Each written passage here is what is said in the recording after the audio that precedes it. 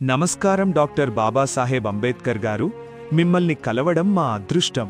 ముందుగా మీ బాల్యం గురించి కొద్దిగా చెప్పగలరా? నమస్కారం. నా బాల్యం ఎన్నో కష్టాలతో నిండిపోయింది.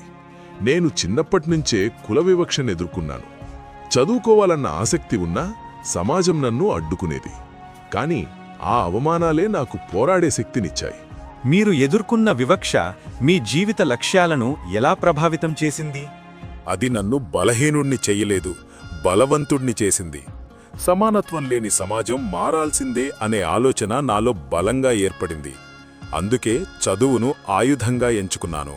విద్యపై మీరు ఎప్పుడూ ఎక్కువగా మాట్లాడతారు. ఎందుకు? విద్య లేకుండా స్వేచ్ఛ ఉండదు.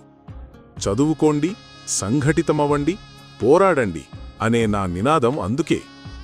విద్య మనిషికి ఆలోచించే శక్తినిస్తుంది, తన హక్కుల కోసం నిలబడే ధైర్యాన్నిస్తుంది.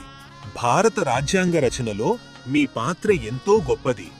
మీ లక్ష్యం ఏమిటి? నా లక్ష్యం ఒకే ఒకటి: సమానత్వం.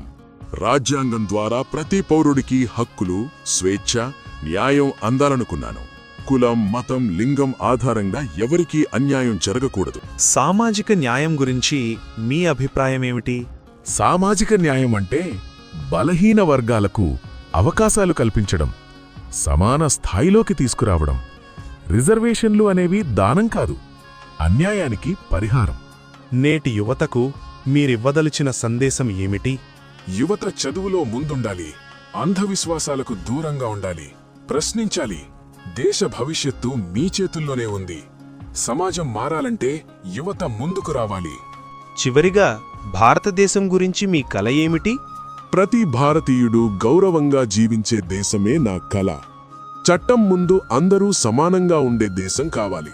అదే నిజమైన ప్రజాస్వామ్యం. మీ అమూల్యమైన మాటలకు ధన్యవాదాలు సార్. ధన్యవాదాలు. జై భీమ్.